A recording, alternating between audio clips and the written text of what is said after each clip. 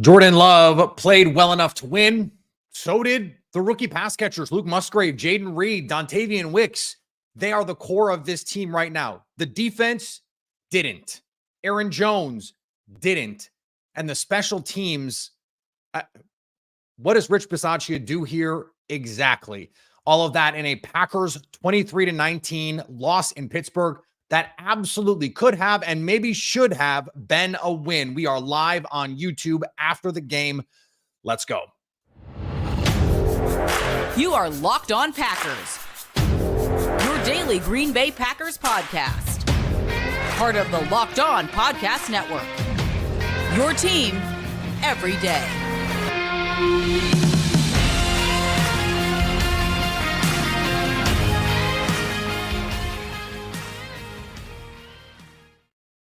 You are Locked On Packers, part of the Locked On Podcast Network, your team every day. I'm Peter Bukowski, and I cover the Packers for The Leap, a newsletter I would love for you to subscribe to. Follow me on Twitter, Peter_Bukowski. Follow the podcast on Twitter, Locked On Packers. Like us on Facebook.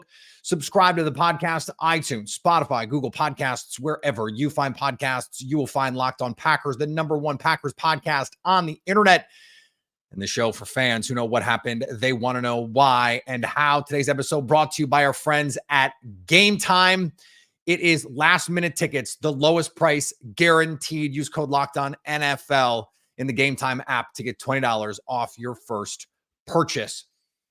It was not game time for the Packers to start this one. The defense gets absolutely bulldozed on the first drive. But Jordan Love comes out and leads them down the field.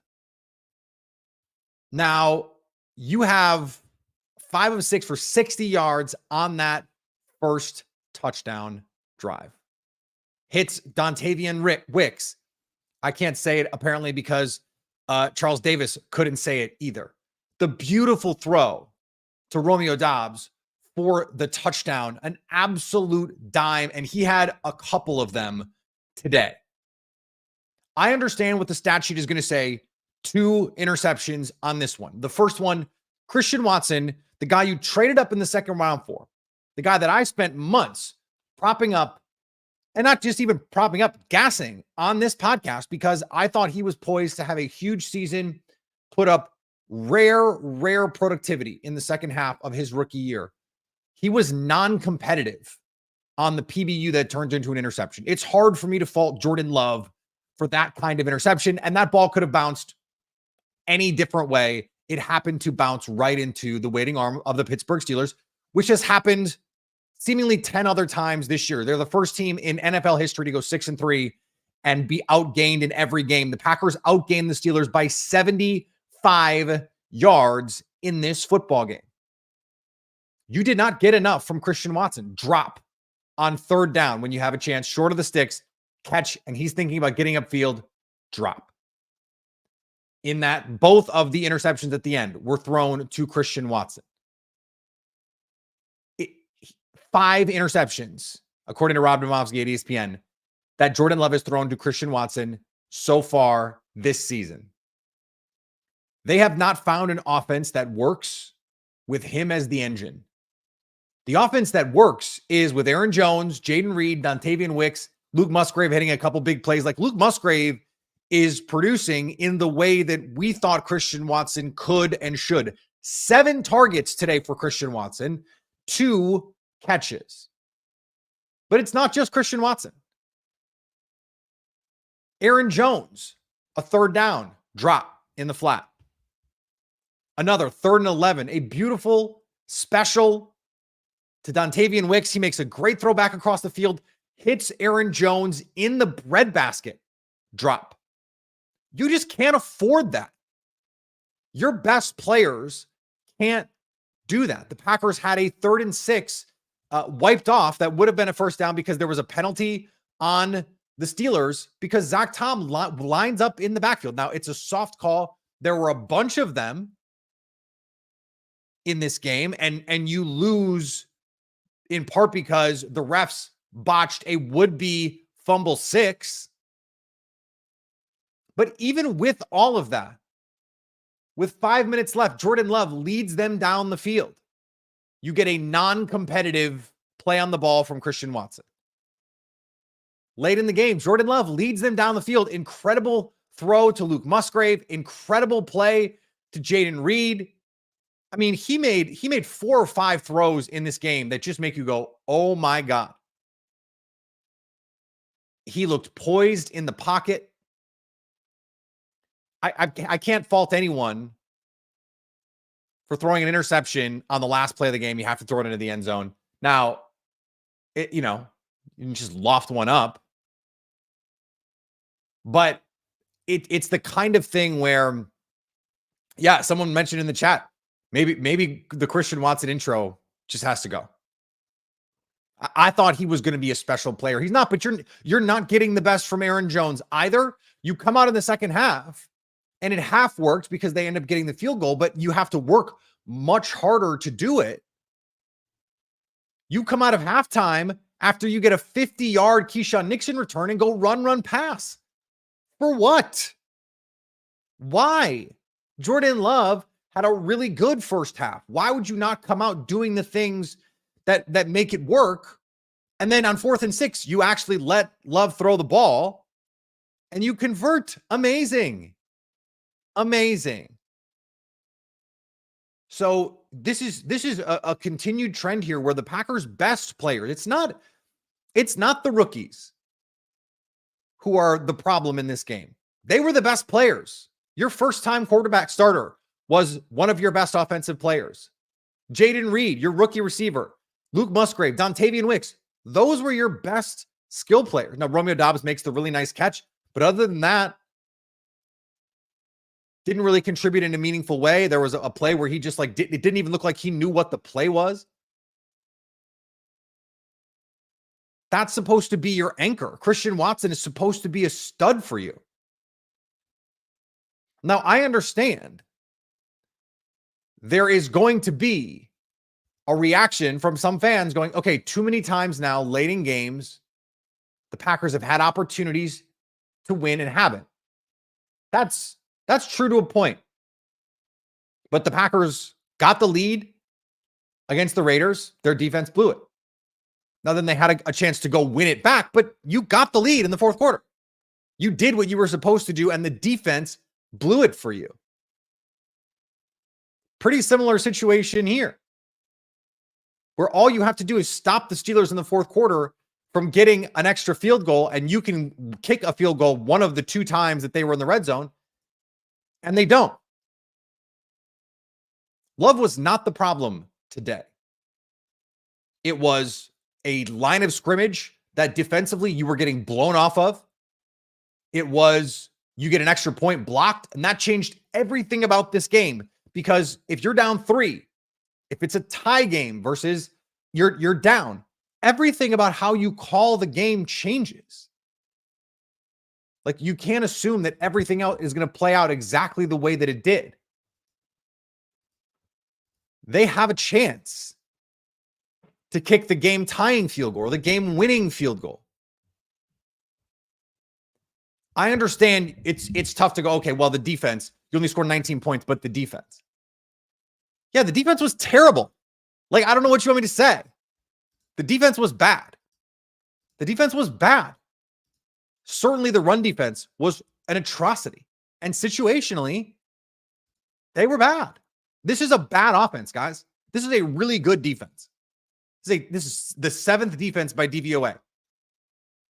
And the Packers had 400 yards of offense against the 7th best defense by DVOA.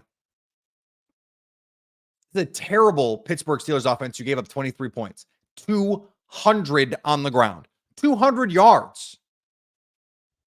One of the reasons why this game was the way it was at halftime is because the Packers had 4 possessions in the first half because they're getting steamrolled by the defense. I'm getting ahead of myself. I want to talk a little bit more about the defense. So let's get into that in just a second here on our Locked On Packers live show. Today's episode brought to you by our friends at Game Time. Buying tickets shouldn't be a hassle, but it often is. Not at Game Time. Buy tickets in seconds with just a couple taps. Plus, all-in prices show your total upfront, so you know you're getting a great deal without hidden fees. Find exclusive flash deals and sponsor deals on tickets for football, basketball, baseball, concerts, comedy, theater, and more up to an hour after the game starts. This is set up for people like me that don't want to plan. You just want to, hey, it'd be great to go to a game tonight. And you get to go. Download the Game Time app, create an account, and use code LOCKEDONNFL for $20 off your first purchase. Terms apply. Again, create an account and redeem the code LOCKEDONNFL for $20 off. Download Game Time today. Last minute tickets at the lowest price guaranteed. And thanks to everyone who makes Locked On Packers their first listen every day. We hope you like starting your day with us as much as we like starting our day with you. Football season is here and Locked On is kicking up our NFL coverage with Locked On NFL Kickoff Live. Each Friday, we'll go live at 2 p.m. Eastern on every Locked On NFL YouTube channel. Hosts Anitra Batiste, Jarvis Davis, and Kyle Crabb will break down every game on the NFL slate to get you ready for your team's matchups, your fantasy lineups, your betting angles, and more. Plus, get the in-depth local analysis from our stable of NFL hosts around the country. That's people like me who know these teams better than anyone else. Find Locked On NFL Kickoff Live every Friday at 2 p.m. Eastern on any Locked On NFL YouTube channel.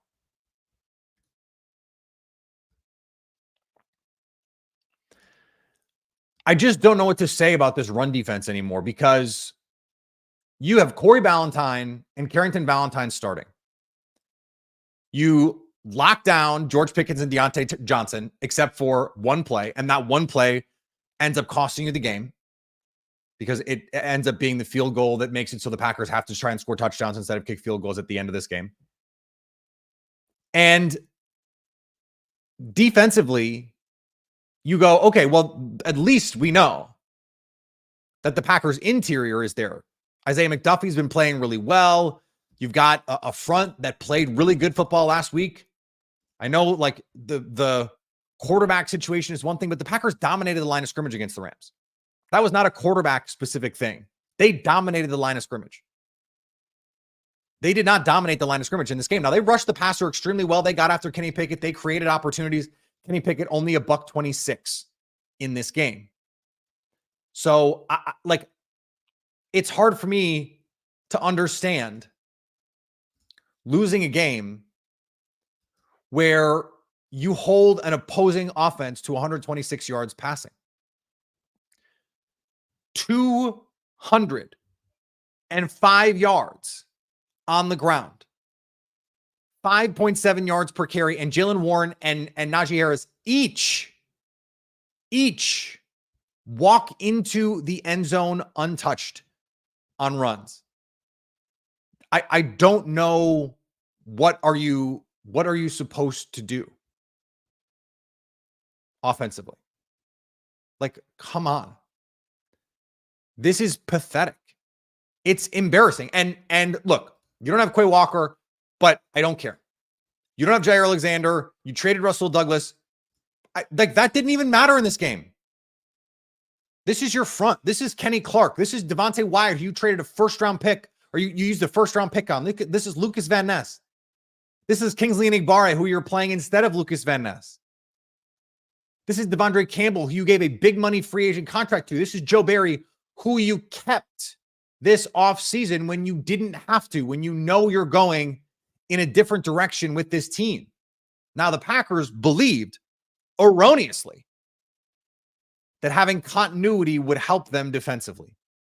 While you have all of this turnover on offense, you get continuity defensively. And they have, man. It's the same old nonsense. It's the same old defense that cannot stop the run. They do not create takeaways. They do not create big negative explosive plays. They just don't. They needed a turnover in the worst way in this game, and they couldn't get it. Now, let me try and compose myself here. The lateral, non-lateral was an absolute abomination. And at a time when they are fining guys, Jaylen Warren got fined $20K last week for a football play, a normal, like non-malicious football play. 20 grand. Josh Allen got fined over 10K for pointing at a player. This is what the NFL cares about. And you can't get a call that on the field was obvious. An obvious lateral. And then you get a replay, and you even had the overhead view. I got it. Okay. You don't have the straight down the line. So you're just like, okay, the call's upheld. We're going to keep it that way. That's okay. They had the view.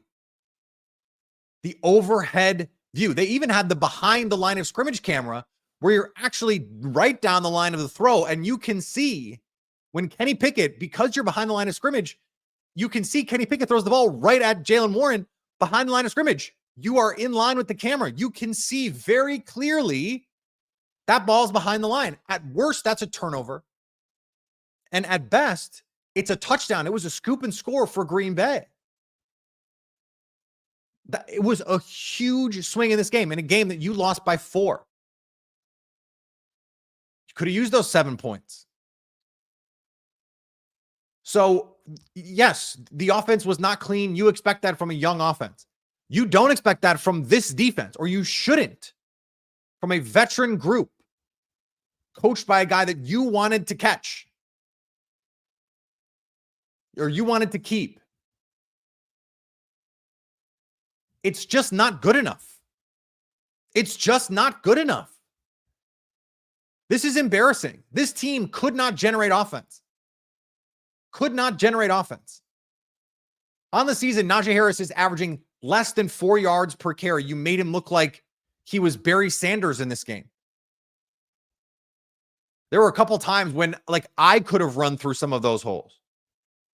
He's slow. And they made him look fast. Now, Jaylen Warren is a really fun, exciting player.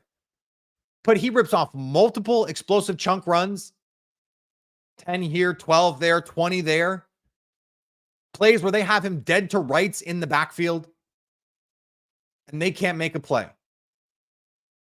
I'm sick of it. Like, what do you expect? What do you expect?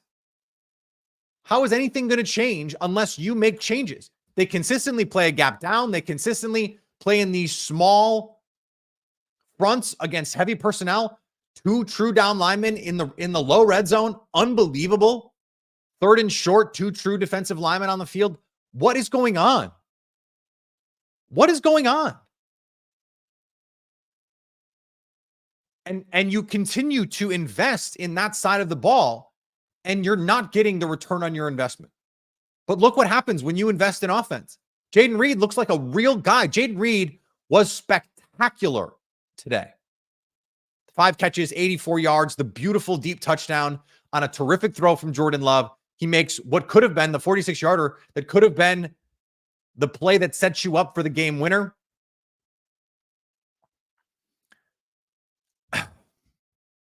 Luke Musgrave, Dontavian Wicks, these guys look like real players. Zach Tom, even Aaron Jones and A.J. Dillon, really good players. A.J. Dillon was awesome in this game.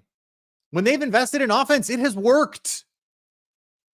Christian Watson, not the best.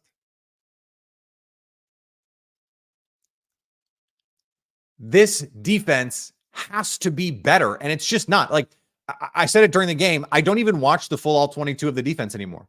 I'll pick out situations and plays I want to go back and watch and look at, but play to play, I don't even bother watching it because, number one, I don't think Joe Barry is going to be a long-term part of this team, and number two, I just don't expect to see anything new. I don't expect to learn anything about what's happening. It's all there in real time. They're not a good defensive football team. It wouldn't matter if they're healthy. They do the same stupid stuff when they're healthy. And I just don't know what more Joe Barry needs to show Matt LaFleur, unless this is just fait accompli. And at the end of the year, LaFleur is going to fire him, and it's going to be Dave Aranda, or it's going to be Jim Leonard, or it's going to be Dennis Allen if he gets fired in New Orleans, which I don't know. It's not looking great. They just lost to Josh Dobbs. So, like, I don't think there's a lot of shame in losing to a Pittsburgh Steelers team on the road that gets every call when you got jobbed by officiating. And, you know, they've just had this devil magic all season, winning these one-score games. But you can't get embarrassed at the line of scrimmage the way that the Green Bay Packers did. It just can't happen. And yet it does continuously, even with all the investment that they've made. This doesn't make sense. Other teams are doing more with less than the Green Bay Packers. That continues to be a theme of this defense. It has been a theme of this defense for years. And until they make a change, it's not going to change. Speaking of making a change, the Packers made one, and I don't know how much has helped. What is Rich Bisaccia doing? We're going to talk about special teams in just a second here on Locked On Packers. Today's episode brought to you by our friends at FanDuel. Steelers covered the 3. Hurt me personally in my pocketbook. And I don't regret it. I feel like the Packers outplay the Steelers. And if you play this game 10 times, the Packers win at least 4 of them, 5 of them. I don't think there's that much of a difference between these two teams. And I don't know who that's worse for, frankly. Score early this NFL season with FanDuel, America's #1 sportsbook. Right now, new customers get $150 back in bonus bets with any winning $5 money line bet. I did win a couple of my bets on Sunday. That's $150 if your team wins. It's not just money lines, spreads, player props, over-unders, parlays, teasers. So visit FanDuel.com. I crushed a teaser last week. It feels so good. Just feels so good when you're like, okay, I'm going to couple points here. Let me grab those points. And you hit it. Oh, chef's kiss. Visit FanDuel.com/lockedon and kick off the NFL season. FanDuel, official partner of the NFL. And thanks for making Locked On Packers your first listen every day. I hope you like starting your day with us as much as we like starting our day with you. Every dayers next week. We're back at it. It does not get any easier for the Green Bay Packers as they get set to take on the LA Chargers at home, a team that they can beat, but we'll see. We'll see. That's what it is. I can tell you this for sure. Whoever loses on Sunday against Packers and Chargers will be absolutely sure they should have won. That's for sure.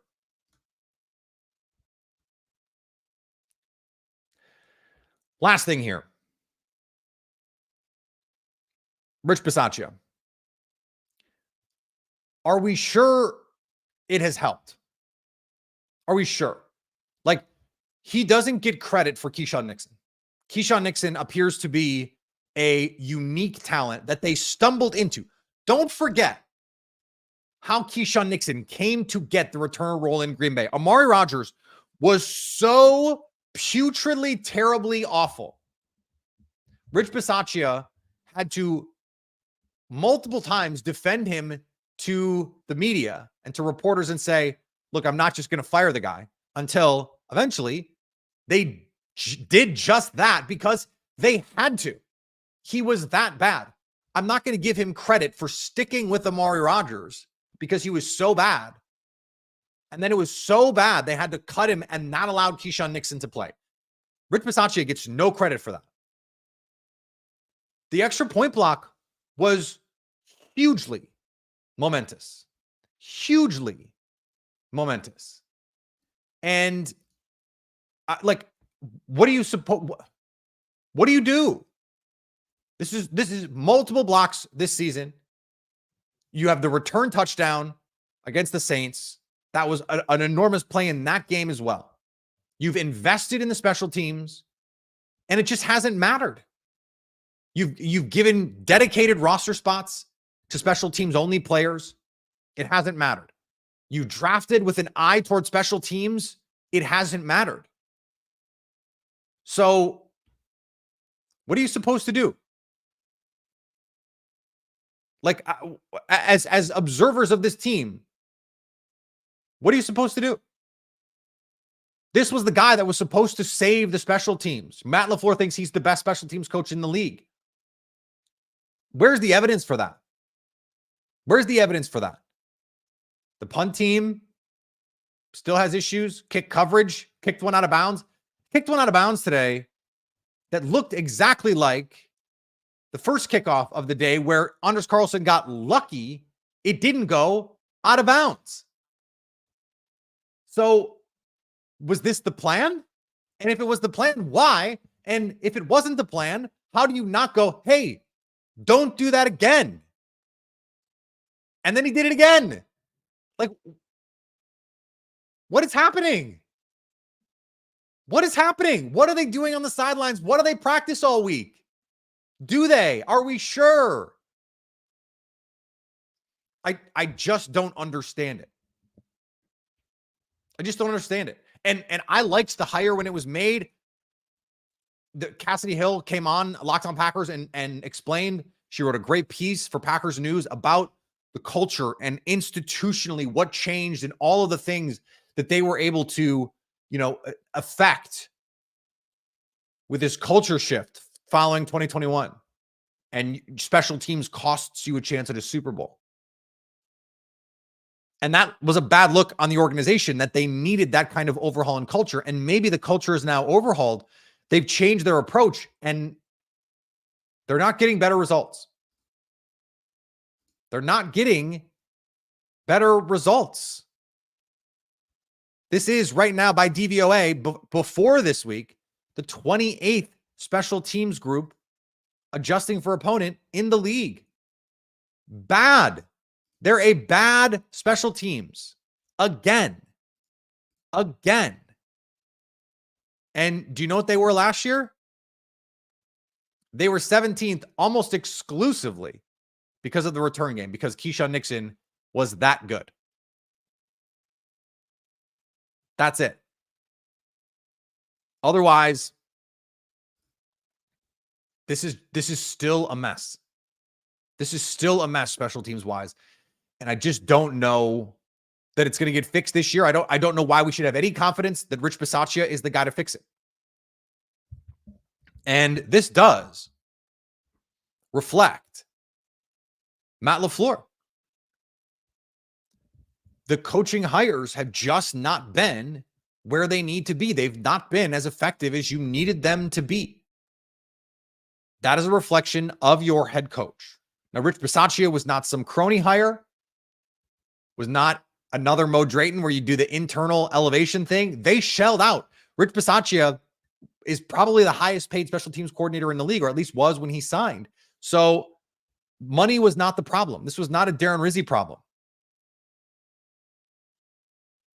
He just hasn't been as good as they needed him to be. And add him to the list, by the way. We talked about this off the top. You get enough from Jordan Love and the guys that you're expecting to be inconsistent this year, Jaden Reed and Wicks and Musgrave. It's Christian Watson, who doesn't give you enough. It's Aaron Jones, who doesn't give you enough. It's Matt LaFleur with some cowardly sequences in this game. So conservative. It's Rich Bisaccia, who you're paying to be the man, and he is not producing like he is the man. You can't win games like that.